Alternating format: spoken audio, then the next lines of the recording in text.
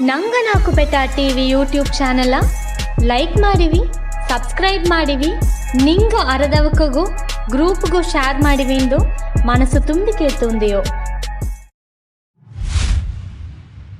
என்னதுவும் செய்தனே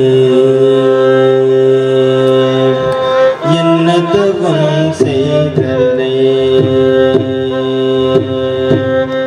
என்னதுவும் செய்தனே யசோதா என்னதுவும் செய்தனே யசோதா என்னதுவும் செய்தனே யசோதா என்னதவும் செய்தனே யசோதா என்னதவும் செய்தனே யசோதா எங்கும் நீரை பரபும் அம்மா என்னதவும் செய்தனே யசோதா எங்கும்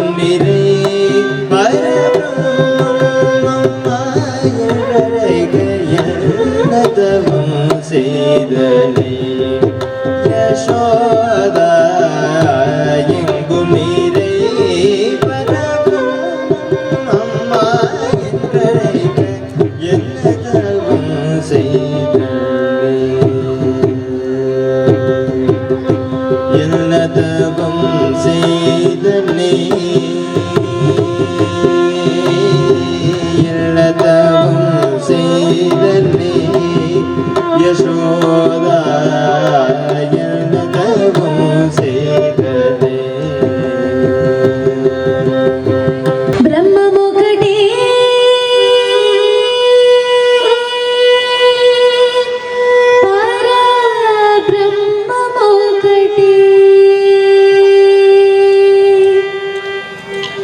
பிரம்மமொகடே பரபிரம்மமொகடே பிரம்மமொகடே பரபிரம்மமொகடே பிரம்மமொகடே தந்தனானா ஒரே தந்தனானா பல தந்தனானா பல தந்தனானா பல தந்தனானா பிரம்மமொகடே பர பிரம்மமொகடே பர பிரம்மமொகடே பர பிரம்மமொகடே பர பிரம்மமொகடே பர பிரம்மமொகடே வேலவா வேலவா வேல் முருகா வா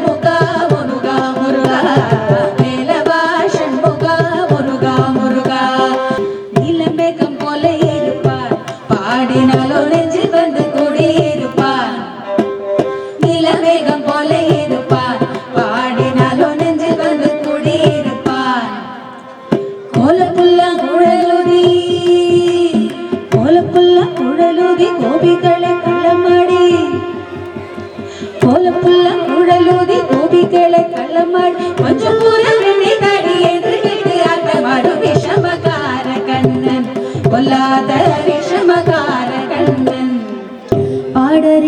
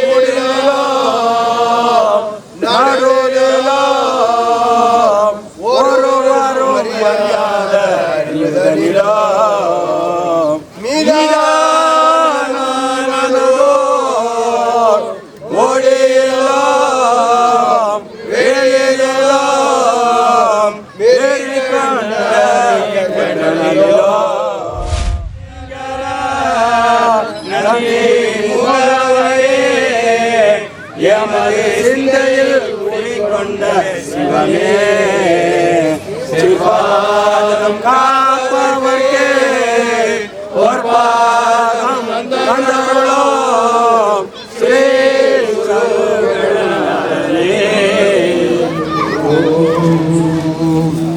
गुरुदेवो महेश्वर गुरु साक्षात् परब्रह्म तस्मै श्री गुरुवे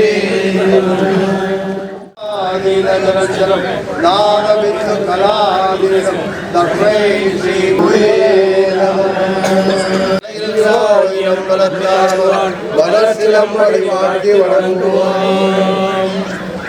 ஓம் தந்தை தாயாவானும் சார்வதையாவானும் அந்த விழா என்பாகுவானும் எந்த நோயில் தானாகுவானும் சரணாகுவானும் அட்கோனாகுவானும் குரு ஓம் ஆதி குருவே அங்க பரிபூர்ணமே ஜோதிமயமாகி நின்ற தூயமொழிந்த குருவே ஓம் எங்கோம் நிறைந்த குரு ஏக பொருளான குரு தங்கும்படியான தானருளும் சத்குருவே ஓம் கல்லாதவனாயிருந்தாலும் கனத்த பாவங்கள் செய்தாலும் கொல்லாதவனாயிருந்தாலும் கொலையும் கொலையும் செய்தாலும் செல்லாத வாசத்தில் சென்றாலும் சிவனே உன்னை வரதாலும் அல்லும் போலும் அனுதினமும் அடியேனே ஆயிருக்க வேண்டும் ஸ்ரீ சத்குருவே கண்டவர்க்கும் கண்ணாடிக்கும் கண்ணே வல்லார்க்கும் மாட்டார்க்கும் மரமாடிக்கும் மரமே மதியார்க்கும் மதிப்பவர்க்கும் மதிகோடுக்கும் மதியே நல்லார்க்கும் பொல்லார்க்கும் நடுவே நின்ற நடுவே சூரர்களுக்கும் நலம் கொடுக்கும் நலமே எல்லாருக்கும் பொதுவில் நடமிடுகின்ற சிவமே என்னாரசை யான் புகழும் இசையும் அடிந்தருளே ஸ்ரீமத் பரபிரம்மம் குருகா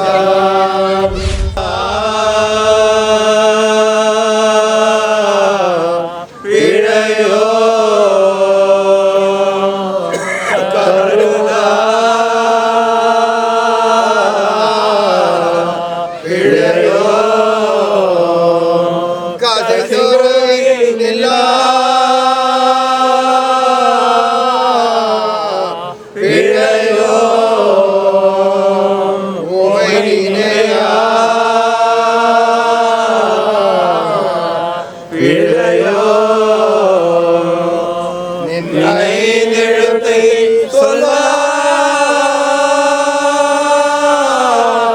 பிழையோ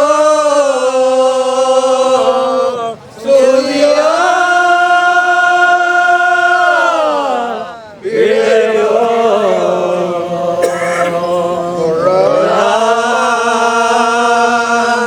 பிழையோ எல்லா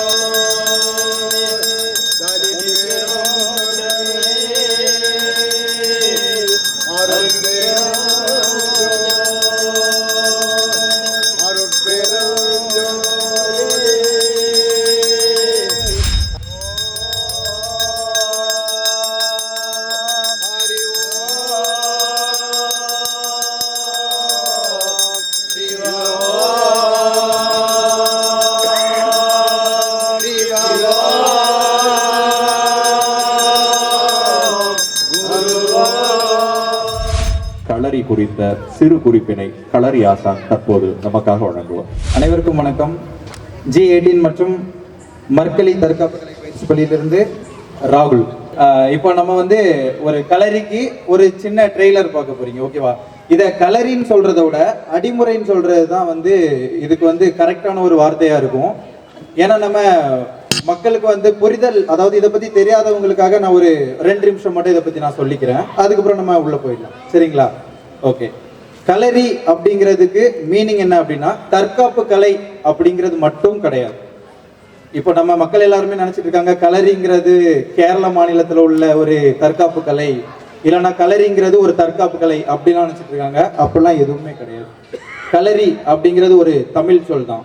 களம் பிளஸ் அரி, களம் அறிந்து செயல்படுதல், இதுதான் அதுக்குள்ள மீனிங், ஓகேங்களா?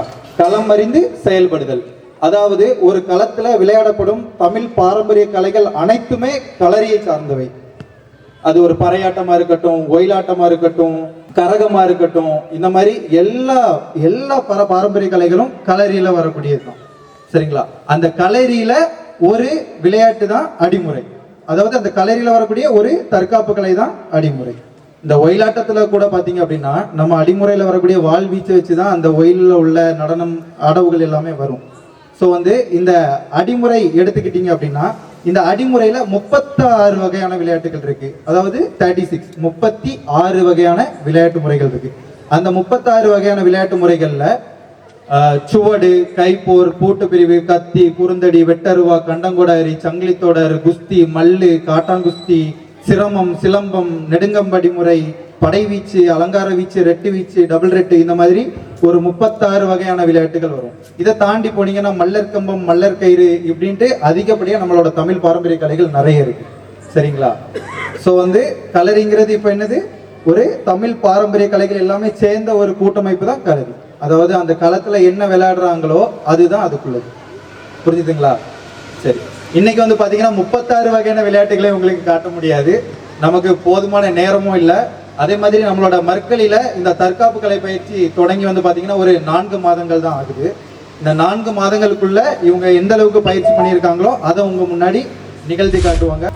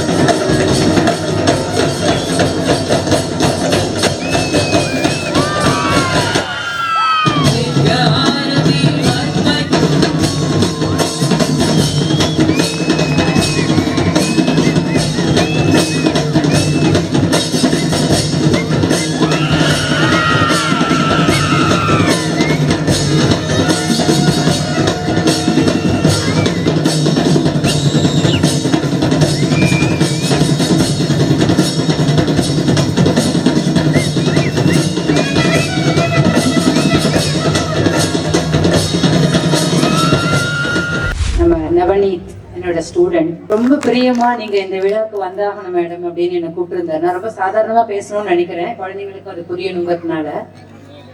ஸோ எந்த ஒரு நல்ல விஷயம் நம்ம நாட்டில் நடந்தாலும் ஆஸ் ஏ டீச்சர் அதில் வந்து நம்ம கண்டிப்பாக நம்மளுடைய ஒரு ரோல் இருக்கணும் அப்படிங்கிறது என்னோட ஒரு எங்கள் குருநாதர் எனக்கு சொல்லி கொடுத்தது. நல்ல விஷயம் நடக்கிற இடத்துல நமக்கு ஒரு ஆப்பர்ச்சுனிட்டிஸ் கிடைக்கிறது அப்படின்னு சொன்னால் நம்ம நிச்சயமாக போய் அதை என்கரேஜ் பண்ணி இந்த ஜெனரேஷனுக்கு அதை கொண்டு போகணும் அப்படின்னு எப்போவுமே எங்கள் குருநாதர் எல்லாரும் எங்களுக்கு அப்படி தான் சொல்லி கொடுத்துருக்காங்க. இசையில் வந்து நாங்கள்லாம் குருகுலமாக படித்து இன்னைக்கு இங்கே நிற்கிறோம். ஸோ இன்னைக்கு இந்த மேடையில் இந்த குழந்தைங்க பண்ணின இந்த ஒரு கலை நம்ம பழைய மரபு கலை. சாதாரணமாக நம்ம ஏதோ எல்லா வீட்லேயும் என்ன நினைப்பாங்க பேரண்ட்ஸ், நம்ம குழந்தைங்க ஏதோ டிவிக்கு முன்னாடி உட்காராம ஏதோ ஒரு கிளாஸுக்கு போகட்டும் அப்படின்னு நினைக்கிற காலம் இன்னைக்கு. ஏன்னா இன்னைக்கு நமக்கு மீடியாஸ்ல வந்து நல்லது நிறைய இருக்கு, நம்ம குழந்தைங்க எதை எடுத்துக்கிறாங்கிறத நம்ம ஃபாலோ பண்ணிட்டு இருக்கணும். பட் இன்னைக்கு எல்லாரும் வேலைக்கு போயிட்டு இருக்கோம். இது நான் ஆக்சுவலி இப்ப நடைமுறையில நடக்கிற ஒரு விஷயத்த நான் இப்ப சொல்றேன். நம்ம எல்லாரும் வேலைக்கு போகணுங்கிற சூழ்நிலையில இருக்கோம். அதனால நம்ம குழந்தைங்களுக்கு நல்லதை சொல்லி கொடுக்கறதுக்கு அன்னைக்கு மாதிரி பெரியவங்க வீட்டுல யாரும் இப்ப இருக்கிறது இல்லை. இந்த காலம் இப்ப அப்படி இருக்கு. ஸோ அந்த காலத்துக்கு நடுவால நம்மளுடைய கலைகளும் நம்ம இழந்துடுவோமோ மறந்துடுவோமோ அப்படிங்கிற ஒரு கவலை. நாங்கெல்லாம் ஒரு ஆசிரியர், அந்த வகையில இந்த கலைகள் எல்லாம் இந்த ஜெனரேஷனுக்கு சொல்றதுக்கு கூட யாரும் இல்லை. இப்படி ஒண்ணு இருந்ததுன்னு சொல்றதுக்கு கூட எனக்கு நமக்கு ஆள் இல்லை. பட் அந்த வகையில இந்த கலையை இந்த நடத்தி கொண்டிருக்கிற குரு ரொம்ப அருமையா பண்ணினீங்க சார். நீங்க நான் கண்டிப்பா உங்களை ரொம்ப பாராட்டுறேன். அதே மாதிரி ஒரு 4 மாசத்துல இப்படி ஒரு ஆர்ட்டை ஒரு குழந்தைங்க, எத்தனை சின்ன குழந்தைங்களாம் எனக்கு ரொம்ப அழகா பண்ணினாங்க. பிகாஸ் எந்த கலையை படிச்சாலும் அதுக்கு ரொம்ப கான்சென்ட்ரேஷன் பவர் ரொம்ப ரொம்ப ரொம்ப முக்கியம். இன்னைக்கு சங்கீதத்திலேயே நாங்கள் அதை தான் சொல்லுவோம். ஸோ இந்த கவனம் இருக்கிறதுனால உங்க குழந்தைங்க நிச்சயமாக நல்ல விஷயத்தை நோக்கி போக முடியும், நல்லா படிக்க முடியும். நிறைய பேர் இன்னைக்கு என்ன செய்வாங்கன்னா, எக்ஸாம் வருதுனால இந்த 2 நாளைக்கு கிளாஸ் கொஞ்சம் லீவு கொடுங்க அப்படின்னு கேட்பாங்க. சார்ட்டையும் கேட்டிருப்பாங்கன்னு நினைக்கிறேன், நிச்சயமா கேட்பாங்க. ஏன்னா நாங்க அதை அனுபவிச்சுட்டு இருக்கோம். எக்ஸாம் வந்ததுன்னா அதுக்காக ஒரு 2 நாள் இந்த கிளாஸ். ஏன்னா இந்த கிளாஸ்க்கு நம்ம வரப்போறதே வாரத்துல 2 நாள், 2 மணி நேரம் இல்லது 3 மணி நேரம் இல்ல 4 மணி நேரம் தான். நமக்கு ஒரு நாளைக்கு 24 மணி நேரம் கிடைக்கிறதுல நம்ம நல்லது கத்துக்கிறதுக்குன்னு சில மணி நேரங்கள் மட்டுமே நம்ம ஒரு வாரத்துல செலவு பண்றோம் இந்த குழந்தைங்களுக்காக. அதை கண்டிப்பா நம்ம இந்த குழந்தைங்களை மோட்டிவேட் பண்ணி இன்னைக்கு இருக்கிற நல்ல விஷயங்களை கத்துக்கிறதுக்கு நம்ம பெற்றோர்கள் நிச்சயமாக முன் வந்து இந்த கலையை காப்பாத்துறது நம்மளுடைய ஒரு பெரிய கடமை. அந்த காலத்துல நிறைய அரசவையிலலாம் இதுக்கு எல்லாத்துக்கும் ஒரு சமஸ்தான வித்வான்னு சொல்லுவாங்க. அந்த காலத்துல அந்த மாதிரி அமைச்சு கொடுத்து இந்த கலையை வளர்த்துட்டு இருந்தாங்க. இன்னைக்கு அதுக்கு நமக்கு சந்தர்ப்பம் இல்லை, வாய்ப்புகள் இல்லை. அதனால இந்த மாதிரி நல்ல விஷயங்கள் நடக்கிற இடத்தை நோக்கி நம்ம குழந்தைங்களை நம்ம கூட்டிட்டு போகணும்னு பெற்றோரை நான் அன்போடு கேட்டுக்கொள்கிறேன். ஏன்னா அப்படின்னா மட்டும்தான் இந்த கலையை காப்பாற்ற முடியும். நம்ம குழந்தைகள் ஒரு நல்ல குடிமகனாக வருவதற்கு இந்த கலைகள் நிச்சயமாக ஆதரவு கொடுக்கும் என்பதில் சந்தேகம் இல்லை. இதுக்குள்ள போயிட்டாங்கன்னா வேற எதையும் பார்க்கணுங்கிற அவசியம் இல்லாம போயிடும் குழந்தைங்களுக்கு. அப்போ நம்மளே நமக்கு நல்ல வழியை நம்ம குழந்தைங்களுக்கு காமிச்சு கொடுத்துட்டா நம்மளும் நம்ம நல்ல குழந்தைய வளர்த்து ஒரு நல்ல குடிமகனா ஆக்கணும் அப்படிங்கிற பொறுப்பு நமக்கும் இருக்கும். நமக்கு ஒரு சந்தோஷம் இருக்கும். நம்ம குழந்தைங்க நல்ல குடிமகனா வரும்போது இந்த நாடு முன்னேறும், நாட்டுல எல்லா நல்ல விஷயங்களும் நடக்கும். இது எல்லாமும் நம்ம எல்லாம் இருந்து இறைவனுடைய அனுகிரகத்தோட நடத்தணுங்கிறத நான் பிரார்த்தனை பண்ணி என்னுடைய உரையை முடிச்சுக்கிறேன். நன்றி, வணக்கம். நவநீத்துக்கு ரொம்ப ரொம்ப நன்றி. எனக்கு நவநீத்தை பொறுத்த வரைக்கும் ஒரு சின்ன ஒரு வார்த்தை, எப்பவுமே என்னை சுத்திட்டே இருப்பாரு காலேஜ்ல. எப்பவுமே ஏதோ ஒரு சந்தேகங்கள். ரொம்ப அறிவுபூர்வமான ஒரு பையன். நல்ல விஷயத்தை நோக்கி இந்த ஜெனரேஷன்ல யாரு போறாங்கன்னு நவநீத்தை பார்த்தா எனக்கு ரொம்ப ஆச்சரியமா இருக்கும். எப்ப பார்த்தாலும் ஒரு திருமந்திரத்தை பத்தி பேசிட்டு இருக்கிற ஒரு வயசா இது பாருங்க. திருமந்திரம் பேசுவாரு, திருமூலரை பத்தி சொல்லிட்டே இருப்பாரு. இதை சொன்னாரு மேம், அதை சொன்னாரு மேம் அப்படின்னு எனக்கு ரொம்ப சந்தோஷமா இருக்கும். மேபி அது எல்லாருக்கும் ஒத்துக்க முடியுமா தெரியல. இந்த வயசுல என்னடா அந்த பையன் ஒரு நல்ல வேலைக்கு போகாம இவ்வளவு நாலேஜை வச்சுட்டு எதையோ ஒரு ஸ்பிரிச்சுவலா சுத்திட்டு இருக்காருங்களே அப்படின்னு தோணலாம் நிறைய பேருக்கு. பட் இல்ல, அந்த ஸ்பிரிச்சுவலா நம்ம குழந்தைங்களை கொண்டு போயிட்டோம் அப்படின்னு சொன்னாலே போதும். நம்ம வேற எதுக்கும் பின்னாடி குழந்தைங்க கூட போக வேண்டாம். அவங்க தானே கடவுள் வந்து அவங்க நல்ல வழிக்கு கூட்டிட்டு போயிடுவாருங்கிறத நான் பேரண்ட்ஸ்க்கு தெரிவிச்சுக்கிறேன். இந்த வகையில நவநீத்தை பெற்றெடுத்த அந்த பெற்றோர்களுக்கு எனது மனமார்ந்த நன்றிகள், வாழ்த்துக்கள். நல்ல பாடக்கூடிய ஒரு பையங்க, நல்ல சங்கீதம் ஞானம் ஜாஸ்தி அந்த பையனுக்கு. நாங்களும் அவரை ரொம்ப நல்ல சங்கீத வித்வானா கொண்டு வரணும்னு முயற்சி பண்ணிட்டு இருக்கோம். கூடிய சீக்கிரம் இந்த மேடையில நவநீத்தும் உங்களுக்கு ஒரு இசை கச்சேரி வழங்குவார் என்பதில் சந்தேகமில்லை. இந்த கலைகளோட இசையும் சேர்ந்து இங்க வளரும் என்பதில் சந்தேகமில்லை. நன்றி, வாழ்த்துக்கள்.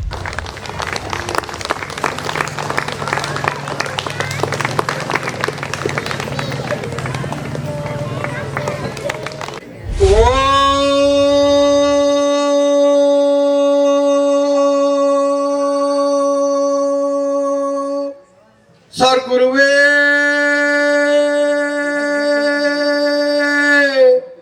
நமக.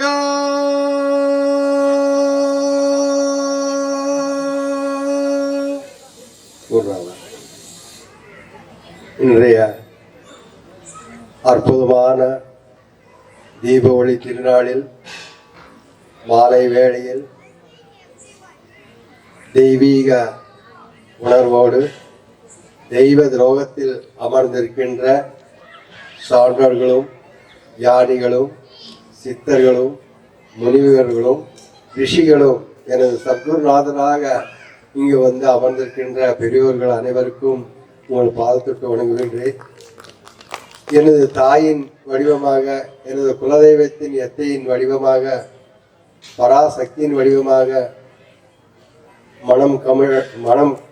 மனம் வீச பட்டொளி வீசிக்கொண்டிருக்கின்ற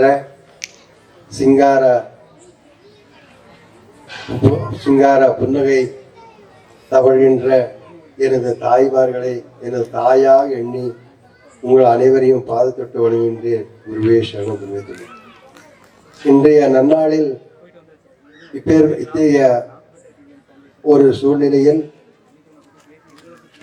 நமது குருநாதர் சர்க்குருநாதர் மகாமுனிவர் ஐயாவின் 108 ஆண்டுகளாக நாம் குரு பூஜை செய்து கொண்டு வந்திருக்கின்றோம். ஒவ்வொரு இடத்திலும் நம் சர்க்குருநாதர் மகாமுனிவர் மண்ணிலும் நீரிலும் காட்டிலும் அக்னியிலும் ஆகாயத்திலும் பலவிதமான அற்புதமான பஞ்சபூதத்தில் சமாதி நிலை அடைந்து மீண்டும் எழுந்து வந்து தன்னுடைய அந்த தெய்வீக ஆற்றலை மக்களுக்காக தாங்கள் வாழ்ந்த காலத்தில் 33 இடத்தில் 44 ஆண்டுகள் வாழ்ந்திருந்தார் என்ற சரித்திரம். அதில் 33 இடத்தில் சமாதி நிலையில் இருந்து வெளியில் வந்து 12 நாட்கள், 24 நாட்கள், 48 நாட்கள் என்ற ஒரு தொகையில் ஒரு மண்டலத்தில் சர்க்குருநாதர் மகாமுனிவர் ஐயா மண்ணிலும் பஞ்சபூதத்திலும் கலந்து சமாதி நிலை அடைந்து மீண்டும் எழுந்து வந்து நம்மிடையே இன்றும் வாழ்ந்து கொண்டிருக்கிற ஒரு மகா முனிவர் சர்க்குருநாதர் மகாமுனிவர் ஐயா. அப்பேற்பட்ட மகாமுனிவர் ஐயா கற்பனை கடந்த சித்தர், காட்சியை கண்ட முக்தர், அற்பரை அகற்றி ஆதி சேர்ந்தார் ஜீவகமே. நாம் எல்லாம் இப்பொழுது குழந்தைகள் முதலில் தொடங்கும் பொழுது விநாயகர் பெருமானை வணங்கி வந்தோம். அதே போல் இங்கு வரும்போது தாயினுடைய குழந்தைகள் எல்லாம் சங்கீத வித்வானாகி சங்கீதத்தில் இனிமையான ஓசையை நம் காதுகளில் நாதமாக இன்பமயமாக அந்த ஒலியின் சத்தம் சர்க்குருநாதர் ஓங்கார ஒலியை பரநாதத்தை எப்படி அவர்கள் அனுபவித்துக் கொண்டிருக்கின்றார்களோ, ஒரு ஞானிகளும் சித்தர்களும் எப்படி தங்கள் காதின் வழியாக பரநாதத்தை கேட்டுக்கொண்டிருக்கிறார்களோ அப்பேற்பட்ட ஒரு புனிதமான நாதத்தை இங்கு சங்கீத வித்வான்கள் எல்லாம் நமக்கு அளித்துள்ளார்கள், இப்பொழுதும் ஒழித்துக் கொண்டிருக்கின்றன. அதே போல் களரி என்ற ஒரு அற்புதமான கலை, அந்த கலையை நாம் இதுவரை காணாத ஒரு காட்சியாக கண்டு இதெல்லாம் ஆதி காலத்திலிருந்து இதுவரை நடந்திருக்கின்றனவா? அகஸ்திய மாமுனிவர் பரம்பரையில் நம்ம சர்க்குருநாதர் மகாமுனிவர் 9வது அவதாரமாக வந்து இப்பேற்பட்ட ஒரு இன்றைய நாளில் இப்பேற்பட்ட ஒரு அற்புதமான கலையை நமக்கு எல்லாம் கொடுத்திருக்கிறார்கள். இதுக்கெல்லாம் காரணம் என்ன? நாம் சங்கீதமாக இப்பொழுது இப்போ சங்கீதம் பக்தனை பண்ணினோம், சங்கீதத்தை இனிமையாக நாம் எல்லாரும் கேட்டுக்கொண்டிருந்தோம். அதே போல் களரியை ஒரு விளையாட்டாகவும் ஒரு வீரனுடைய தீர செயலாகவும் நாம் எல்லாருமே அனுபவித்துக் கொண்டிருக்கின்றோம். இப்பொழுதும் குரு பூஜை செய்து நாம் இருக்கின்றோம். இது எல்லாத்துக்கும் காரணம் என்ன? இந்த உடலை பகவான் கொடுத்திருக்கின்றார்கள். இந்த உடலின் மூலமாக எல்லாருக்குமே வரக்கூடிய ஒவ்வொரு பிறப்பிலும் நமக்கு இருக்கக்கூடிய மனிதனாக பிறந்து எல்லா அனுபவத்தையும் படைக்கப்பட்ட பொருள்கள் அனைத்திலுமே நாம் அனுபவித்துக் கொண்டிருக்கின்றோம். எல்லாமே இன்பம் இன்பம் இன்பம் என்று சொல்லி கடைசியில் துன்பம் துன்பம் துன்பம் என்று ஒவ்வொரு முறையும் நம்ம உடலை நாம் மாய்த்து கொண்டிருக்கின்றோம் ஒவ்வொரு நாளும். அதுக்கு சித்தர்கள் கண்டுபிடித்தார்கள், வாதம், கபம், பித்தம் என்று மூன்று நாடியில் அவர்கள் கண்டுபிடித்து, வாதம் என்றால் மூளை நரம்புகளுக்கு மூளை நரம்பு சம்பந்தப்பட்டமான நோய், கபம் என்றால் இருதயமும் நுரையீரலும் சம்பந்தப்பட்ட நோய், அதற்கு கீழே உள்ள வயிற்று பகுதியில் பித்தம் என்பது ஆதியில் கண்டுபிடித்தார்கள். அந்த பித்தமும் வாதமும் கபமும் இல்லாத ஒரு ஆத்மாவாக நாம் வாழ வேண்டும், இந்த பூமியில் நோய் இல்லாத வாழ வேண்டும் என்றால் கண்டிப்பாக சங்கீத யானமும் இந்த கலையறையும் நாம் கண்டிப்பாக தேவை. அப்பேற்பட்ட சங்கீத யானம் இருந்தால் மட்டுமே இப்பொழுது தியானமும் தவமும் நம்மளுக்கு கண்ணு கெட்டாத ஒரு காலநிலை ஆகும் பொழுது நம்ம கற்பனை கடந்த சித்தர் ஒவ்வொரு முறையும் ஒவ்வொரு நாளும் நான் தியானத்தில் உட்கார்ந்தால் கற்பனை கடந்த சித்தர் என்பது தியானம் நாம் செய்யும் பொழுது முதலில் விழிப்பு நிலையில் நாம் இருக்கின்றோம். விழிப்பு நிலை என்பது நாம் சாதாரணமாக என்னென்ன நாம் எண்ணிக்கொண்டிருக்கின்றனமோ அதெல்லாம் கண்ணை மூடிக்கொண்டு பார்க்கும்போது அது கண்ணில் காட்சியாக தெரிகின்றன.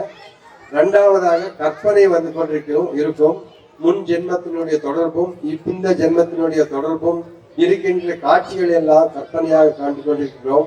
மூன்றாவது உறக்க நிலை, ஆதி நிலை. அப்போ காணுகின்ற காட்சி விழிப்பு நிலை, கற்பனை நிலை, தியான நிலை, தவ நிலை.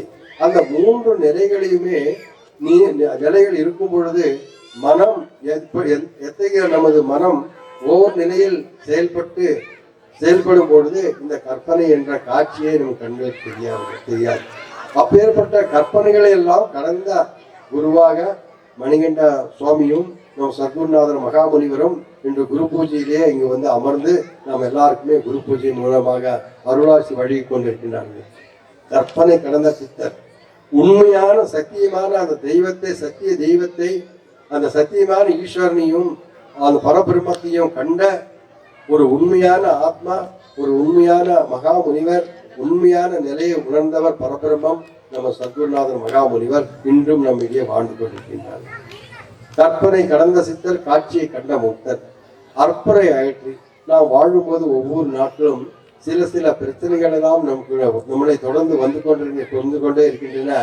அந்த சின்ன பிரச்சனைகள் எல்லாம் நம் காதில் எடுத்துக்கொண்டு நமது வாழ்நாளில் அதையே நாம் நினைத்து நாம் துன்புற்று அதிலேயே நம்மளுடைய மனம் அதன் வழியாக சென்று இந்த புண்ணிய லோகத்தில் எதற்காக பிறந்தோம், எதற்காக நாம் வாழ்ந்து கொண்டிருக்கின்றோம் என்ற நிலையை அறியாமல் நமது உடலையும் நமது வாழ்க்கையையும் மாய்த்து கொண்டிருக்கின்றோம். அப்பேற்பட்ட மாய்த்து கொண்டிருக்கின்ற அந்த செயல்களை அதெல்லாம் அகற்றி நமது தாய் இப்பொழுது சொல்வது போல சிறு குழந்தை முதல் அவர்களுக்கு இத்தகைய ஒரு கலையையும் ஒரு சங்கீத யானத்தையும் ஒரு பக்தியையும் ஒரு தியானத்தையும் நாம் கொடுப்பதனால் அவர்களுடைய வாழ்க்கை நல்ல முறையில் அமையும் என்பது இது சத்தியம் சத்தியம் சத்தியம். அதனால் தாயினுடைய அந்த அருளுரையை நாம் எல்லாம் பணிவாக ஏற்றுக்கொண்டு அதை நாம் செயல்படுத்துவோம், நாம் நடைமுறைப்படுத்துவோம் என்று கூறிக்கொண்டு இந்த 108 ஆண்டுகளுக்கு முன்னால் நம்ம சத்குருநாதர் மகா முனிவர் ஐயா நமது நீலகிரி மாவட்டத்திலே பேரிட்டி என்கிற ஊரில் வந்து அங்க அமர்ந்தார். அந்த முருகப்பெருமான் அந்த கோயிலில் அங்க கோயிலில் அமரும் பொழுது 13 அடியார்களுக்கு தீட்சை வழங்கினார். அந்த 13 அடிகளாரில் ஒருவர் அந்த 13 அடிகளாரில் பல ஊர்களில் 4 ஊர்களில் உள்ள பெரியோர்களெல்லாம் தீட்சை பெற்று அந்த அவிட்ட பூஜையை இன்றும் செய்து கொண்டிருக்கின்றோம். அதில் ஒரு ஆத்மா, அது நமது நவநீதன் ஐயாவுடைய தாத்தா என்பதை நாம் பெருமையாக பேச வேண்டும். 3வது தலைமுறையாக மீண்டும் அவர் திரும்பி வந்திருக்கின்றார். 9வது அவதாரமாக இங்கு வந்திருக்கின்றார். அதே போல நமது நாக்குப்பட்ட ராமகிருஷ்ண ஐயாவின் நம்ம சரோஜ மாதாஜியுடைய தாத்தாவும் அந்த 13 அடியார்களின் தீட்சை நிலை பெற்ற ஒரு மகா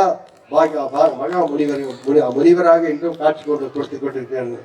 அப்பேற்பட்ட முனிவர் ஐயா 108 ஆண்டுகளுக்கு முன்னால் எந்த ஒரு ரூபத்தில் எந்த சக்தியை எந்த ஒரு விதையை இந்த உலகத்தில் விதைக்க வேண்டும் என்று நினைத்தாரோ அந்த விதையை இந்த விதைப்பதற்காக 9வது அவதாரமாக வந்த சர்க்குருநாதர் மகாமுனிவர் மீண்டும் திரும்பி வருவேன் என்று எப்பொழுதுமே அவர் மறைந்து சென்று விட்டார். அதே போல் நவமாக நீதியாக அவர் நீதிமான் நவநீதன் என்ற 9வது அவதாரமாக தான் என்னுடைய குழந்தையை என்னுடைய அடியாரியை என்னொரு குருவாக நினைத்து அவர் இந்த விழாவை சிறப்பித்து தந்து இந்த நாம் எல்லாரையும் ஒன்றாக இணைத்து தந்ததற்கு அவரை பாதத்தை தொட்டு வணங்கி என் குருவாக பாதத்தொட்டு வணங்குகின்றேன். இப்ப அப்பேற்பட்ட ஒரு யானி நவநீதன் பற்றி சொல்ல வேண்டும் என்றால் சர்க்குருநாதர் மகாமுனி ஜீவக்கண்ணியிலே சொல்லுகிறார், அன்னமில்லை, தண்ணீர் இல்லை, ஆசை இல்லை, ரோசம் இல்லை, பாவம் இல்லை, புண்ணியம் இல்லை, பூட்டிப்பார் ஜீவமே. நம் உடல் சமாதி நிலையை அடைவதற்கு அன்னம் தேவையில்லை. அன்னம் இல்லை, தண்ணீர் இல்லை, ஆசை இல்லை, ரோசம் இல்லை, பாவம் இல்லை, புண்ணியம் இல்லை, பூட்டிப்பார் ஜீவமே. என்னுடைய ஒரே குறிக்கோள் அந்த சர்க்குருநாதர் மகாமுனிவரை என் வாழ்நாளில் கண்டிப்பாக அவரை போல் ஆக வேண்டும் என்ற ஒரே லட்சியத்துடன் இன்றும் ஒருவேளை உணவெடுத்து அன்னம் இல்லாமல் இருக்கின்றார் நம் கிருஷ்ணன். தண்ணீர் இல்லாமல் இருக்கின்றது. கண்ணால் நான் என்னுடைய அடியாரை நான் குருவாய் நினைத்து சொன்னேன். தண்ணீர் இல்லாமல் இருக்கின்றார், ஆசை இல்லாமல் இருக்கின்றது. எவ்வளவோ ஒரு செல்வந்தர் வீட்டில் பிறந்து ஒரு சாதாரண எளிமையான ஒரு கோலத்தில் ஒரு நிர்வாணமான ஒரு சுவாமியை ஒரு மகா முனிவரை அந்த முனிவரினுடைய தீட்சை பெற்று தனது தாத்தாவாகிய முப்பாட்டனாகிய அந்த தாத்தா எந்த வழியில் நடந்தாரோ அதே போல் நானும் அதில் எளிய வழியில் நடக்க வேண்டும். அந்த எளிய வழியில் நடந்து அந்த உயர்ந்த அந்த ஆத்மாவை அந்த சமாதி நிலையை அடைய வேண்டும் என்ற ஒரு உன்னத நோக்கத்துடன் இன்றும் அவரது ஒவ்வொரு அடியையும் நாங்கள் கண்கூட மாதம் கண்கூட பார்த்து கொண்டிருக்கின்றோம்.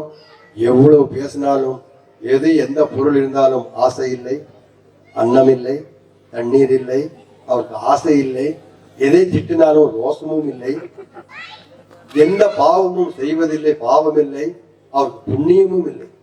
அவர் பூட்டிக் கொண்டிருக்கின்ற அந்த ஜீவனை மட்டும் பூட்டிக் கொண்டிருக்கின்றார். அப்பேற்பட்ட ஆத்மா எனது சத்குரு ஆத்மாவா நினைத்து எனது அடியாராக தீட்சை பெற்ற அடியாராக இருந்தாலும் என்னுடைய குருவாய் நினைத்து அவர் பாதத்தொட்டு வணங்கி இந்த அற்புதமான சூழ்நிலையில் எளிமையான ஒரு ஏழ்மையான எதுவுமே மனதில் இல்லாமல் எல்லாம் வல்ல இறைவனை நம் கண்முன்னே கொண்டு வந்து நிறுத்தி அந்த குரு பூஜையினுடைய தாற்பயத்தை இங்கு எடுத்துட்டு வந்து நாம் அனைவரும் அனுபவித்து இந்த உலகத்தில் நாம் வாழ்நாள் முழுவதும் நாமும் அதே போல் நம்மளுடைய குழந்தைகளும் நம்மளுடைய உற்றார்களும் நம்ம உறவினர்களும் இந்த உலகமும் அமைதியும் ஆனந்தமும் அருளும் பெற்று சர்க்குருநாதர் மகாமுனிவர் அருளினார், நம் மணிகண்ட சுவாமியின் அருளினார் நாம் எல்லாருமே நீள் ஆயுள், நிறை செல்வம், மெய் ஞானம், உயர் புகழ் பெற்று நோயற்ற வாழ்வை வாழ்ந்து வாழ்வோம் வளமுடன். குருவே சரணம், குருவே பேசுவோம்.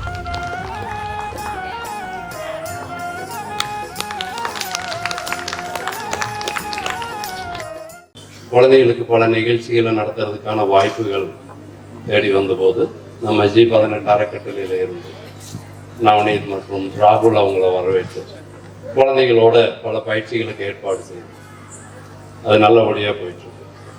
அதுக்கப்புறம் இங்கே ஒரு நிகழ்ச்சி நடத்தலாம் அப்படிங்கும்போது நம்ம விஓசி காலனியில் குணாண்ணா அவங்ககிட்டையும் கணேஷ் அவங்ககிட்டையும் பேசி இந்த இடங்கள்ல நல்ல நிகழ்ச்சிகள் நடக்கட்டும், இன்னும் நிறைய நல்ல நிகழ்வுகள் நடக்கட்டும் அப்படிங்கிற ஒரு நல்ல மனதோட இந்த காலனியை நம்மளுக்காக நம்மளை சுற்றி இருக்கக்கூடிய மக்களுக்காக திறந்துவிட்டு இருக்கக்கூடிய அண்ணாங்கள்லாம் இங்கே வந்திருக்கிறது மிகுந்த மகிழ்ச்சி அளிக்கிறது.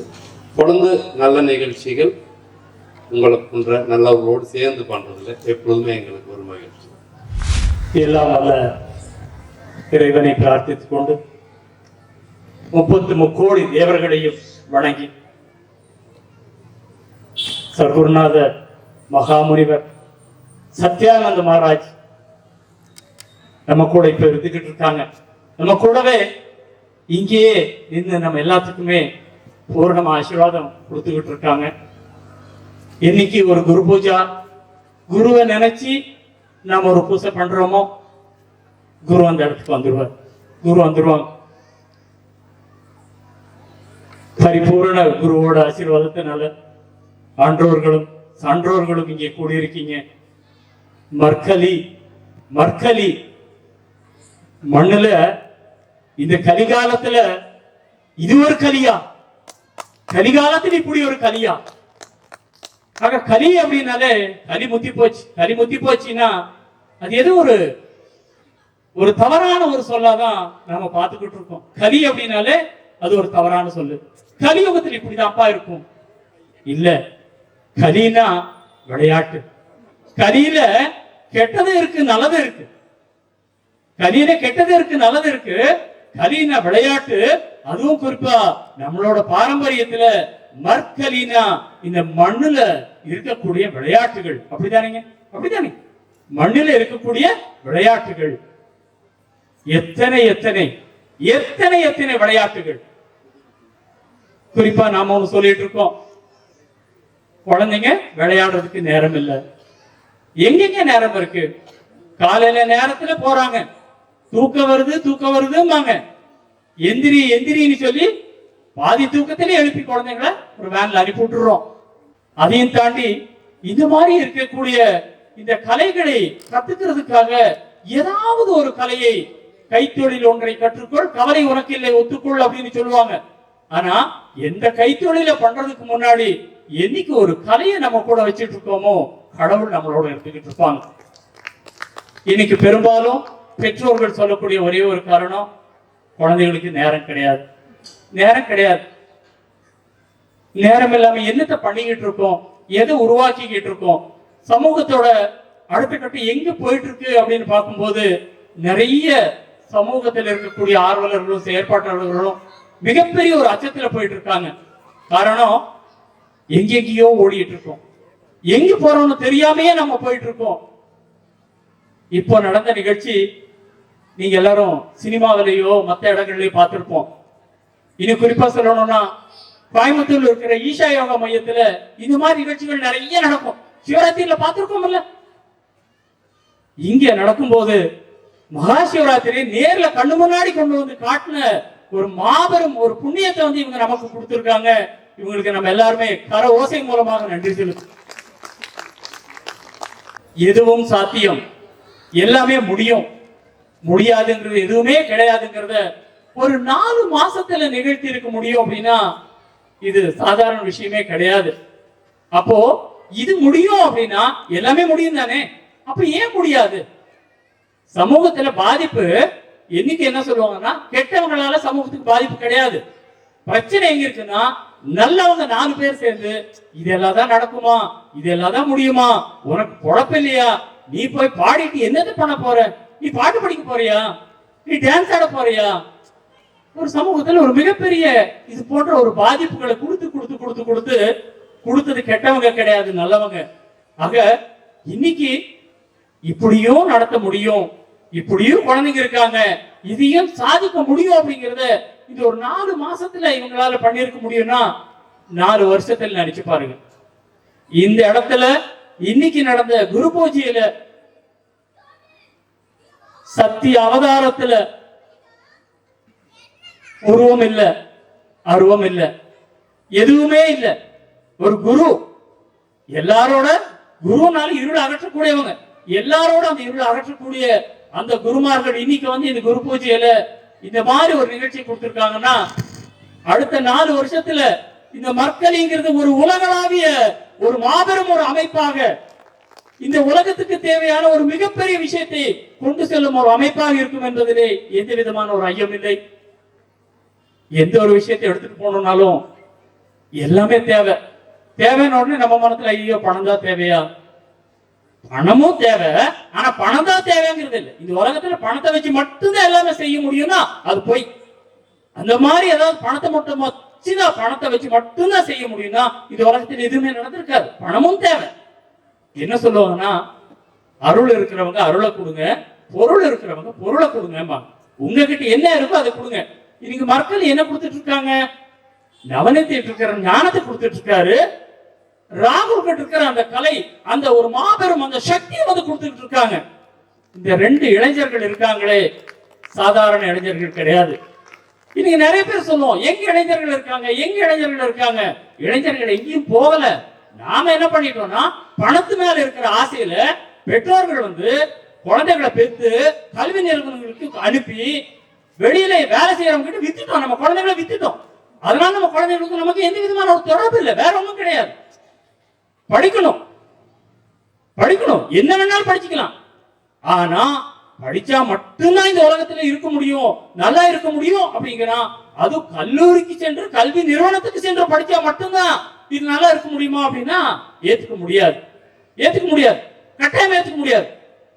கல்வி கரையில கற்பவை நாள் சில மெல்ல நினைக்கின் பிடிப்பதான் சொல்லுவாங்க. கல்வி கரையில்லாத கல்வி உங்களால என்னது படிக்க முடியும்? பிஏ படிச்சீங்க, பிஎஸ்சி படிச்சீங்க, பிகாம் படிச்சீங்க, போதுமா? அது வாழ்க்கையில பொருள் சேர்க்கிறதுக்காக, சொற்ப பணத்துக்காக, அதுவும் குறிப்பாக நான் சார்ந்திருக்கும் இந்த படகு சமுதாயத்தின் சார்பிலே நான் ஒரு சில வார்த்தைகளை பேச வேண்டும் என்றால், ஏனென்றால் இங்கு மாபெரும் படகு சமுதாய மக்கள் இங்கே குழுமி இருக்கிறதுனாலே இது போன்ற வார்த்தைகளை பேச வேண்டும் என்று விரும்புகிறேன்.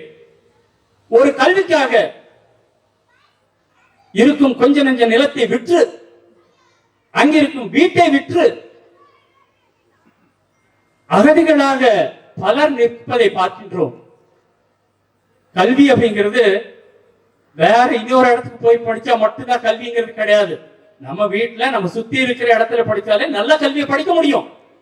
அந்த கல்வி கல்வி நிறுவனத்துக்கு போய் படிச்சுதான் வரணுங்கிறது கிடையாது. இப்ப நவனித் அவங்க உருவாக்கி இருக்காங்கன்னா எத்தனை பேர் நம்ம இங்க பார்த்தோம். இந்த 4 மாசத்துல இத்தனை குழந்தைகளை வந்ததை பார்த்தோம். மறைமுகமா இவங்க பல விஷயம் பண்ணியிருக்காங்க.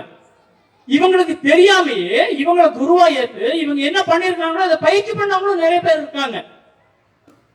சத்யா வரும், சத்யா சிவபுராணம் படுகு மொழியில நவனித் கொண்டு வர்றார். இந்த தமிழ்ல தான் சிவபுராணம் வரும் அப்படிங்கிற ஒரு காலகட்டத்தில் இவர் அதை வந்து படுகிற கொண்டு வர்றார். பாடுங்க. எல்லாருக்கும் வணக்கம். என் பேர் சத்யா. நான் இப்போ சிவபுராணம் பாட போறேன். நமச்சிவாய ஹெச்சலி நாதನ ಪಾದ ಹೆಚ್ಚಲಿ ಹಿಮಿವನಯೋ ಎನ್ನ ಮನಸೋದು ಅಗಲಾದ ಪಾದ ಹೆಚ್ಚಲಿ ಕೋಕಣಿಯಾಡಿ ಗುರುಬಣಿ ತನ್ನ ಪಾದ ಹೆಚ್ಚಲಿ ಆಗಮಾಗಿನಿ ತಾಯಿಯನ ಪಾದ ಹೆಚ್ಚಲಿ ಒಂದಾಗಿ ಹಲವು ಆದ ದೇವರು ಪಾದ ಹೆಚ್ಚಲಿ ಮನೋಟವಡಗಿ ನವಗೊಂಡಿವ ದೇವರು ಪಾದ ಗೆಲಿಚಲಿ ಹುಟ್ಟ ಹುರಿಕ ಹೂನ ಜಡೆಯ ಹೊತ್ತುವ ಪಾದ ಗೆಲಿಚಲಿ ತನ್ನ ನೆಲೆಯಾದ ಮಗು ಬದುಕ ಕೊಡುವ ಹೂನ ಪಾದ ಗೆಲಿಚಲಿ ಕೈ ಮುಗಿದ ಮಗ ಸಿರಿಯ ತೋರುವ ಶಿವನ ಪಾದ ಗೆಲಿಚಲಿ ನೆಲೆ ಒಂದಾಗಿ ವಿಕ್ರಮ ಕರಗ ತುಂಗುವ ಪಾದ ಗೆಲಿಚಲಿ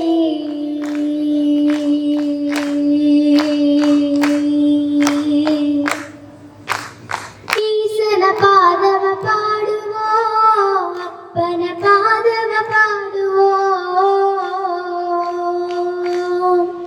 ಸಿರಿ ತುಂಬಿದ ಪಾದವ ಪಾಡುವ ತಾಮರೆ ಮೂಲ ಪಾದವ ಪಾಡುವೋ ಎಂದು ಪಕ್ಕದ ನೀವ ನಿರ್ಮಲನ ಪಾದವ ಪಾಡುವೋ ಮಾಯದ ಹುಟ್ಟ ತೀರುವ ಈಸನ ಪಾದವ ಪಾಡುವೋ ತಿರುಪೆರುಂದುರೆಯೋ ಕುಳಿಬಾಯಿಯನ ಪಾದವ ಪಾಡುವೋ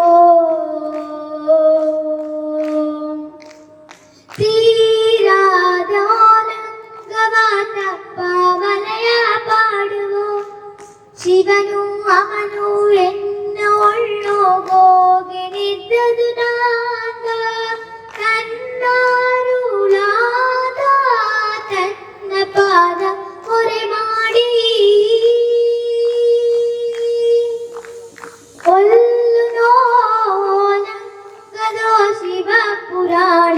ಇದು ನಾನ್ ಮುಂದೆ ಮಾಡಿದ ಪಾಪ ಎಲ್ಲ ತೀರಲಿ ಎಂದು ಪಾಡಿಗೆನ.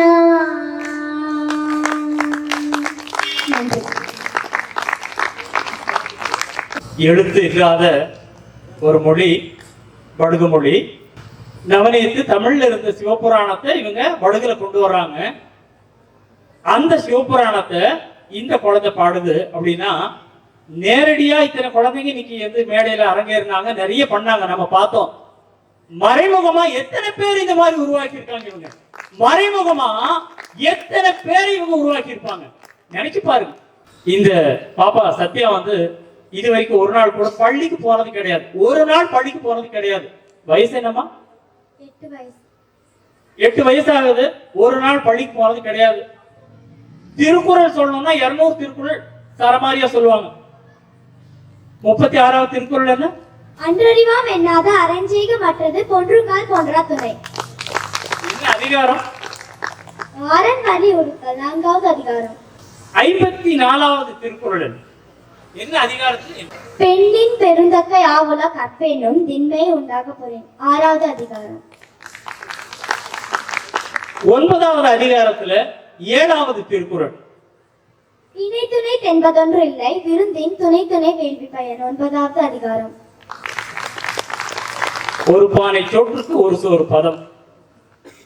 இப்போ கவனித்தவங்க இந்த மாதிரி பலரும் உருவாக்கி வச்சிருக்காங்க, பலரும் உருவாக்கி இருக்காங்க. ஏன் இந்த வார்த்தை? இது யாரோ ஒருவரை புகழ்வதற்காக நிச்சயமாக கிடையாது. எந்த குழந்தையும் நல்ல குழந்தைகளால் மண்ணில் பிறக்கையிலே அவர் நல்லவராவதும் தீயவராவதும் அந்நிய வளர்ப்பினிலே நவநீதியை பெற்றெடுத்த பெற்றோர்களை நாம் கட்டாயமாக கை தட்டி அவர்களுக்கு நன்றி கூற வேண்டும். அந்த குடும்பத்தாருக்கு நன்றி சொல்ல வேண்டும், அந்த ஊருக்கு நன்றி சொல்ல வேண்டும். இவர்களை நீலகிரி மலை மண்ணிலே பிறக்க வைத்த எல்லாம் வல்ல இறைவனுக்கு நன்றி கூறி, இன்றைக்கு கோவை மாநகரிலே இது போன்ற ஒரு மாபெரும் கலையை கொண்டு வந்திருக்கிறார்கள் என்றால், கலாச்சாரம், கலையை ஆச்சாரமாக இவர்கள் பார்க்கிறார்கள், ஒரு கலையை ஆச்சாரமாக பார்க்கிறார்கள். 16 பேர் கிடையாது, அடுத்த வருஷம் இந்த இடம் பத்தாது. விஓசி பார்க் தான், விஓசி பார்க், இது விஓசி பார்க். அடுத்து கொடிசியாவோ இல்லைன்னா வஉசி பூங்கா, அங்க கிரவுண்ட் நடக்கணும். இங்க சுத்து வட்டாரத்தில் இருக்கிற பெரியவர்கள் தாய்மார்கள் நிறைய பேர் இருக்கீங்க, இங்க இருக்கிற நல்லவர்கள். இந்த ஒரு ஐயா சொன்னாங்க, G18 ஐயா சொல்லியிருந்தாங்க, இந்த மாதிரி ஒரு இடத்தை கொடுத்து இப்படின்னா நிறைய விஷயத்த என்கரேஜ் பண்ணுங்க. பணமா தான் கொடுக்கணுங்கிறது இல்ல, யார் எதை செஞ்சாலும் அவங்களுக்கு வந்து உங்களால என்ன செய்ய முடியுமோ அதை செய்யுங்க. நிச்சயமா ஒரு பெரிய அளவுல ஒரு மாற்றத்தை உருவாக்க முடியும். நிறைய பேர் சொல்றது சமூகம் முடிஞ்சு போச்சு, இனி சமூகம் அவ்வளவுதான், சமூகம் அவ்வளவுதாமாங்க. அப்படி கிடையவே கிடையாது. பல லட்சம் வருஷத்துக்கு முன்னாடி இருந்த அதே பண்ணு பல லட்சம் வருஷமே இருக்க போகுது. எப்பாவா தத்பவதி, எப்பாவா தத்பவதி. நாம என்ன நிலையில இருக்கோமோ அப்படிதான் எல்லாமே இருக்குங்கிறதுனால நாம பார்க்கக்கூடிய பார்வைகள் நல்லதை பார்ப்போம், நல்லவங்களை வணங்குவோம். இந்த ஒரு குரு பூஜையில இன்னைக்கு ஒரு மல்லையா சொல்லியிருந்தாங்க, குருவே ஒரு அவதாரமாக எடுத்து வந்ததா இன்னைக்கு இவங்க எல்லாம் இப்படி பண்ணியிருக்காங்கன்னா, சத்குருநாதர் சொல்லுவாரு, இவன் எங்கும் இருப்பான், இவன் எங்கும் இருப்பான். ஒவ்வொருத்தரோட உருவத்திலையும் இன்னைக்கு இருந்துகிட்டு இருக்காங்கன்னா உங்க எல்லாருக்குமே நன்றி கூறி, இது போன்ற விழாக்கள், இது போன்ற நிகழ்ச்சிகள் நிறைய நடக்கும் வண்ணம் நம்ம வீட்டுல இருக்கிற குழந்தைங்களை முதல்ல என்கரேஜ் பண்ணுங்க. முடியாது முடியாதுங்கிற வார்த்தையை தயவு செஞ்சு கொண்டு வராதீங்க.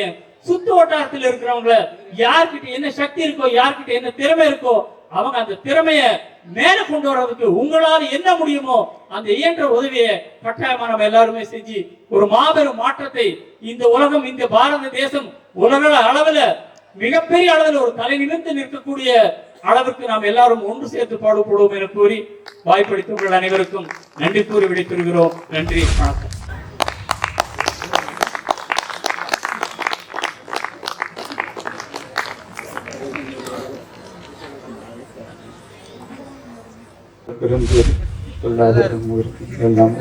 இது ரொம்ப ஆனந்தமான ஒரு நாள்.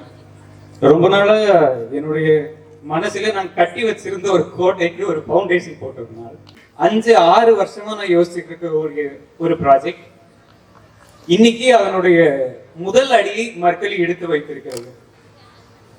இது என்னுடைய குருநாதர்களுடைய அருளால் பூரணமா சாத்தியப்பட்டிருக்கு அப்படின்றத நான் நம்புறேன். இதை செஞ்சது நான் கிடையாது, குருநாதர் தான். அதை இனிமேல் செய்ய போறதும் குருநாதர் தான். இந்த கலைகள் அடுத்தடுத்த தலைமுறைக்கு கொண்டு போய் சேரணும் அப்படின்றது மட்டும் இல்லாம இந்த கலைகளை இன்னைக்கு அடுத்தடுத்த தலைமுறைக்கு கொண்டு போய் சேர்க்க நிறைய பேர் இருக்காங்க. ஆனா இந்த கலையை எப்படி கொண்டு போய் சேர்க்கிறதுன்றதுல ஒரு பெரிய கேள்வி இருக்கு. இந்த கலையை வெறுமனே ஒரு கலையாக பயிற்றுவித்ததுனால கன்னியாகுமரி மண்ணில ராகுல் ஹசன் அதை அடிக்கடி மென்ஷன் பண்ணுவார். இந்த கலையை ஒரு தரித்திரம் பிடிச்ச கலை அப்படின்னு திருநெல்வேலியில சொல்ற அளவுக்கு இந்த கலை வந்துட்டது. ஏன்னா ஒரு உடம்புல தெம்பு வந்துட்டதுன்னா முன்னாடி நிக்கிறவனா அடிச்சிடணும் அப்படின்ற ஒரு எண்ணம் மனசுல வருதே ஒழிய ஒரு வீக்கா இருக்கிற ஒருத்தனை காப்பாற்றணும் அப்படின்ற ஒரு எண்ணம் மனசுல வர்றதில்லை. என்னைக்கு ஒரு கலை இருக்கிறவனும் ஒரு பலம் இருக்கிறவனும் தன்னை காட்டிலும் அந்த இடத்துல கீழே இருக்கிறவங்களுக்கு உதவணும், அவர்களுக்கு அரணாக நிற்கணும் அப்படின்ற ஒரு விஷயத்துக்காக அந்த கலையை பிரயோகிக்கிறாங்களோ அன்னைக்கு வரைக்கும் இந்த கலை அப்படின்றது ஒரு கலை அப்படின்ற பெயரோடு மறைஞ்சிலுமே உரிய அதனுடைய பூர்ணத்துவத்தை அடையாது. இப்போ மகாபாரதத்தில் எடுத்துக்கிட்டீங்கன்னா கர்ணனுக்கும் அர்ஜுனனுக்கும் நடக்கக்கூடிய அந்த யுத்தம் அர்ஜுனனை காட்டிலும் மிகப்பெரிய வில்லாளி கர்ணன். ஆனா அர்ஜுனன் கிட்ட தோக்க வேண்டிய கட்டாயம் வந்தது. எதனால? அவன் கற்ற கலை நல்லவர்களையும் நல்லவர்களை சார்ந்திருந்தவர்களையும் காப்பாற்ற பயன்படல, துஷ்ட செயல்களை செய்த அவர்களை காப்பாற்ற பயன்படுறது. அதனால இந்த விஷயம் இதுதான் என் பேஸ். இந்த மர்க்கலி அப்படின்ற ஒண்ணு உருவாக்குறதுக்கு இதுதான் பேஸ். நான் வெறுமனே ஒரு ஆர்ட்டை கொண்டு போய் சேர்க்க நான் விரும்புறேன். ஒரு ஆர்ட் ஃபார்ம், இந்த ஆர்ட் ஃபார்ம் எடுத்துக்கிட்டு இதை கொண்டு போய் ஊரூரா பரப்புறது, இந்த தமிழ் சமுதாயம் எப்படி வாழ்ந்தது அப்படின்னு சொல்றது, இந்த மேடைக்கு பேச எனக்கு விருப்பம் இல்லை. இந்த கலைகளை அடுத்த தலைமுறைக்கு கண்மூடித்தனமா கொண்டு போய் சேர்க்கறதுக்கு எனக்கு விருப்பம் இல்லை. விழிப்புணர்வோடு கொண்டு போய் சேர்க்க வேண்டும் என்பதற்காக தான் இந்த மர்க்கலி உருவாக்கப்பட்டதே ஒழிய மர்க்கலிக்கு ஒரு பெரும் பெருமை என்பது அதுவாக மட்டும்தான் இருக்க முடியுமே ஒழிய அதற்கு நிறைய கலைகள் அதற்குள்ள இருக்க முடியுன்றது இல்லை. மனிதநேயத்தை உருவாக்க வேண்டும். எந்த ஒரு கொள்கையும் எந்த ஒரு கலையும் ஒரு மனிதனை அன்பானவனாக மாற்றவில்லை என்றால் அந்த கலை வீண் என்பார் விவேகானந்தர். அந்த கருத்தை நான் ஆழமாக எடுத்துக் கொண்டிருக்கிறேன். அதனால் இந்த கலையை ஒரு மனிதனை அன்பானவனாக அவனை அடுத்தபடிக்கு உயர்த்துவதாக கொண்டு செல்ல வேண்டும் என்பதற்காக இந்த மர்க்கலி தோற்றுவிக்கப்பட்டிருக்கிறது. மர்க்கலி அதனுடைய முதல் அடியை எடுத்து முன்னே வைத்திருக்கிறது. உங்களுடைய தயவுடன் நன்றிகள் எல்லோருக்கும். நாங்கள் படுக சமுதாயம் மாபெரும் நாங்கள் சார்ந்திருக்கின்ற அந்த படுக சமுதாயத்தினுடைய வார்த்தைகள் மட்டும்தான் இங்கு பேசப்படுமே தவிர எழுத்து வடிவம் இல்லை என்று நம்மளுடைய நாக்குபிட்டா டிவியினுடைய நிர்வாக இயக்குனர் ராமகிருஷ்ணன் அவர்கள் சொன்னார்கள். அதே போல எனக்கு முன்பாக பேசிய அனைவரும் இந்த மர்க்கலியை பற்றி ஆழமாகவும் சிந்திக்கும் விதமாக பேசி அமர்ந்திருக்கின்றார்கள். எனக்கு என்ன சந்தோஷம்னா ஏதோ அரசியல் ரீதியாக பலரை பேசலாம் என்று வந்திருக்கிறது. ஆனால் இங்கு அவருடைய தாத்தாவாக நான் நிற்பதினால் என்னுடைய பேரனாக வந்திருக்கின்ற நவநீத சுவாமி அவர்களை வணங்கி அவர் படைத்திருக்கின்ற இந்த மாபெரும் சபையிலே, அதாவது எல்லாத்துக்குமே ஒரு மகன் பிறந்து அந்த மகன் ஆன்மீகத்திலே ஈடுபட்டு சாமியாராக போறாங்கன்னா எல்லாத்துக்குமே வருத்தம் இருக்கும். ஆனா அந்த வருத்தம் சிறிதும் இன்றி தான் பெற்ற இன்பம் இந்த வையகம் பெறுக என்று அவருடைய அன்னையும் தந்தையும் அவருக்காக அர்ப்பணிப்புகளோடு வாழ்ந்து கொண்டிருப்பதே நாம் பெற்ற பாக்கியம் என்று நினைக்கின்றேன். ஏன்னா எங்களுடைய குருநாதர் மரியாதைக்குரிய மௌனிசாமி சத்யானந்த மகாராஜ் அவர்கள் என்னுடைய அத்தை மகன், அவருடைய வாரிசு தான் நம்மளுடைய நவநீத சுவாமி அவர்கள். நானும் கூட இந்த விழா நடக்குது அப்படின்னு சொல்லும் போது ஆச்சரியமா தான் இருந்தது. ஒரு 4 மாதத்திலே இத்தகைய ஒரு பயிற்சி கொடுத்து அந்த பயிற்சியினுடைய வெள்ளோட்டமாக இன்றைய தினம் கோவை மாநகரிலே மரியாதைக்குரிய இந்த விஓசி காலனியிலே நல்ல உள்ளங்கள் படைத்த மக்கள் எல்லாம் நிறைந்திருக்கின்ற இந்த விஓசி காலனி பேருக்கு ஏற்ற மொழி வாவு சிதம்பரனாருடைய பெயரிலே இந்தியாவுக்கு சுதந்திரம் பெற்ற கொடுத்த ஒரு மாபெரும் தியாகியுடைய பெயரிலே இருக்கின்ற இந்த மாபெரும் காலனியிலே இத்தகைய ஒரு விழா நடக்கிறது என்றால் கண்டிப்பாக சர்க்குருடைய ஆசி இல்லாமல் கண்டிப்பாக நடக்காது.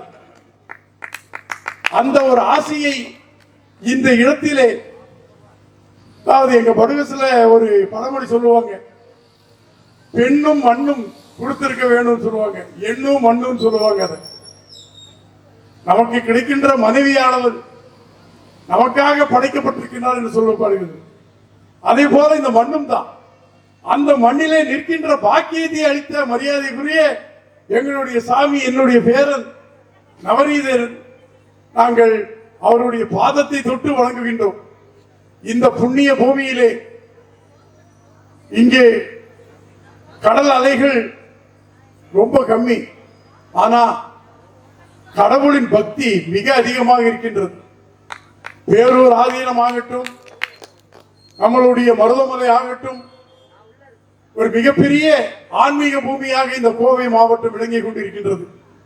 அந்த கோவை மாவட்டத்தினுடைய ஒரு சிறு துரும்பாக விளங்கிக் கொண்டிருக்கின்ற மரியாதைக்குரிய நம்மளுடைய சாமிஜி அவர்கள் இன்றைய தினம் ஒரு குரு பூஜையை மரியாதைக்குரிய திரு மல்லசாமி அவர்களுடைய முன்னிலையிலே ஒரு மாபெரும் யாகத்தினை வளர்த்து, இந்த மாபெரும் யாகத்தினுடைய சக்தி ஆண்டவனின் சன்னதியை எட்டும் விதமாக இங்க இருக்கின்ற அனைத்து தியாகங்களும் அனைத்து புகை மண்டலங்களும் சாமிக்கு போய் சொல்லுகின்றது. இன்றைய தினம் வியூசி பூங்காவிலே இருக்கின்ற அந்த காலனியிலே எங்களுடைய இந்த மாபெரும் யாகம் நடைபெற்றது என்று மிக அருமையாக நம்மளுடைய பிஎச்சி கல்லூரியினுடைய பேராசிரியர் அம்மா அவர்கள் சொன்னார்கள். நவநீதர் இன்னும் மிக பெரிய அளவில் இருப்பார் சொல்லுவாங்க. நாங்க எல்லாம் நவநீத எங்க விட்டு போயிட்டாருங்கிற ரொம்ப ஒரு ஏக்கத்திலே இருக்கும். ஆனால் எங்கள் வீட்டிலே மருத்துவர் இருக்கின்றார்கள், வக்கீல்கள் இருக்கின்றார்கள், எல்லா விதமான படிப்பை எடுத்தவர்கள் இருக்கின்றார்கள். ஆனால் ஆன்மீகத்தில் மற்றும் எங்களுக்கு ஆண்டவன் கொடுத்திருக்கின்றார்கள் என்றால் அதற்கு ஒரே சாட்சி நவநீதர் மட்டும்தான். ஏன்னா உலகத்தில் நீங்க எத்தனையோ டாக்டர் பார்க்கலாம். இப்போ கோயம்புத்தூர்ல மற்றும் மிகப்பெரிய மருத்துவமனைகள் என்று 136 மருத்துவமனைகள் இருக்கின்றன. எத்தனையோ டாக்டர்கள் வந்து கொண்டிருக்கின்றார்கள். இந்த ஒரு வருடத்தில் மற்றும் இந்தியா முழுவதும் நம்ம தமிழ்நாட்டில் இருக்கின்ற மருத்துவக் கல்லூரியிலே ஏறக்குறைய 6112 இடங்கள் மருத்துவ இடங்களாக இருக்கின்றன. ஆனா இந்த பல வருஷங்களாக எங்களுடைய மௌனசாமி மரியாதைக்குரிய சத்யானந்த மகாராஜ் அவர்கள் சமாதி நிலை அடைந்த பின்பு எங்களுக்கெல்லாம் இருந்த ஏக்கம், எங்களுடைய குடும்பத்தில் இருந்து ஒரு சாமியார்கள் வருவார்களா, அதற்கான ஒரு நிலை கிடைக்குமா என்று நினைத்துக் கொண்டிருந்தோம். அதை ஆண்டவர் அவர்கள் நவநீதனுடைய வடிவத்திலே எங்களுக்கு அளித்திருக்கின்றார்கள். உண்மையாக எங்களுடைய படுகு சமுதாயத்திலே சிவபுராணத்தை எல்லாம், சிவபுராணம் மட்டுமல்ல,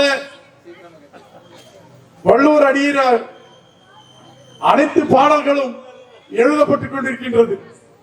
கண்டிப்பாக நாங்களும் கூட எங்களுடைய படுக மொழியிலே மரியாதைக்குரிய ராமகிருஷ்ணன் அவர்கள், சத்யா அவர்கள் சொன்னதை போல திருக்குறள் எங்களுடைய மொழியிலே படுக மொழியிலே மொழிபெயர்க்கப்பட்டிருக்கின்றது. ஏறக்குறைய 11 மொழிகளிலே நம்மளுடைய மாண்புமிகு இந்திய பிரதமர் அவர்களால் வெளியிடப்பட்ட எங்களுடைய திருக்குறள் புக்கில் அது எங்க படுகு மொழியில் உள்ள ஒரு திருக்குறள் புக் இருக்கின்றது. அதே போன்ற ஒரு நல்ல நிலையை நம்மளுடைய நவநீதன் அவர்கள் எழுதுகின்ற அனைத்து விதமான புக்கும் எங்க படுக மொழியிலே வெளியிடப்படுகின்ற ஒரு நல்ல நாள் கண்டிப்பாக வரும்.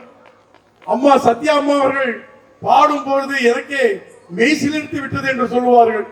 உண்மையாக பசிமயக்கத்திலே நாம் எல்லாம் அமர்ந்து கொண்டிருக்கும் ஒரு வேளையிலே நம்மளுடைய செவிக்கு எல்லாம் ஒரு இன்பமாக ஒரு தேன் அருவியாக அம்மா அவர்களுடைய அந்த சிவபுராணம் ஒலித்தது. ஆகவே இந்த இனிய நாளிலே மிக அதிகமாக நாம் பேசுவதற்கு விரும்பிதான் வந்திருக்கின்றோம். எந்த ஒரு பேச்சு நிகழ்ச்சியிலும் கடைசியாக யாராவது பேசினாருன்னா எல்லாத்துக்குமே அந்த பேசுறவர் என்னடா இவர் இப்படி அறுக்கிறாருன்னு சொல்லுவாங்க. ஏன்னா கடைசி நேரம் திடீர்னு மேடையில நோக்கி ஒருத்தர் ஓடிட்டு வந்தாரு. ஏங்க நீங்க ஓடிட்டு வந்தீங்க, நான் நிறுத்திடுறேங்க பேச்சு அப்படின்னா, உங்களை சொல்லலைங்க, உங்களை அரேஞ்ச் பண்ணாரு ஒரு சாமி, அவரை தான் அடிக்க வந்தோம்னு சொன்னாங்க. ஏன்னா நாம பேசுறது ஒரு ரத்தின சுருக்கமாக இருக்க வேண்டும் என்று நினைப்பார்கள். ஆனால் எங்களுக்கு மடை திறந்த வெள்ளம் போல எங்களுடைய சாமிஜிக்கு ஒரு 2 வார்த்தை எங்களால் பேசுகின்ற ஒரு வாய்ப்பை நாங்கள் பெற்றிருப்பதனால் மிக அதிக நேரம் எடுத்துக்கொண்டோம் என்று நினைக்கின்றோம். ஆனால் ஒரு தாத்தாவாக இங்கே அமர்ந்திருக்கின்ற அனைத்து நல்ல உள்ளங்களும் மனதிற்குள் எந்த ஒரு இயக்கங்கள் இருந்தாலும் கூட தான் பெற்ற ஒரே மகனை ஆண்டவனுக்கு அர்ப்பணித்த அந்த குடும்பங்கள் நன்றாக இருக்க வேண்டும். மீண்டும் ஒரு முறை வாழ்த்தி வாய்ப்புக்கு நன்றி கூறி விடைபெறுகின்றேன். வாழ்க சத்குரு, வளர்க நவநீத் புகழ்.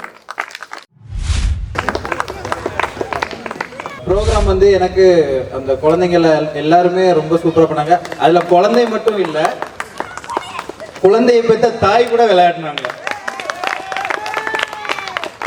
இன்னொரு முக்கியமான விஷயம், 4 மாதங்களா இந்த வகுப்பு நடக்குதுன்னு தெரியும் எல்லாருக்கும், அப்படிதானே நான் சொன்னனால. ஆனா எல்லாருமே 4 மாதங்களா பயிற்சி எடுத்தவங்க கிடையாது. 4 மாதங்களா பயிற்சி நடக்குது. அதுல பாத்தீங்கன்னா இந்த கத்தி குறுந்தடியெல்லாம் வச்சு ஆயுதங்கள் வச்சு விளையாடினாங்க பாத்தீங்களா. அதுல 2 பேரும் இந்த 1 மாசம் கூட ஃபுல்லா பயிற்சி பண்ணியிருக்க மாட்டாங்க. ஏன்னா 1 மாசம் தான் ஆகுது, 10 நாள். ஸோ இந்த கலையை ரொம்ப ஆர்வமா விரும்பி அவங்க படிக்க வந்திருக்காங்க. எனக்கு ரொம்ப சந்தோஷமா இருக்கு. நான் நவநீதன் சொல்லியிருப்பாரு, இந்த கலை ஒரு தரித்திரம் பிடிச்ச கலை அப்படின்ற மாதிரி நான் இது பண்ணியிருப்பேன் அப்படின்ட்டு. எங்க ஆசான் அடிக்கடி சொல்ற வார்த்தை இது. எங்க ஆசானோட ஆசான், எங்க பேராசான் யாராச்சும் இந்த கலையை கற்றுக் கொடுக்கறதுக்கு நம்ம இது போனோம் அப்படின்னா, இது ஒரு தரித்திரம் பிடிச்ச கலைடா, இந்த கலையை படித்தவங்களாம் வெட்டு குத்து ரவுடிசம் குடி இந்த மாதிரிப்பட்ட விஷயங்கள்ல தான் போயிருக்காங்க. அதனால இந்த கலையை எனக்கு சொல்லி கொடுக்க விருப்பம் கிடையாது அப்படின்ட்டு.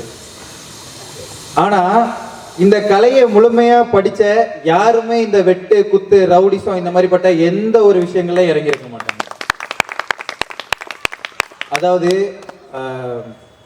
குறைகுடம் கூத்தாடும் நிறைகுடம் தழும்பதுன்னு சொல்லுவாங்கல்ல, அதே விஷயம்தான்.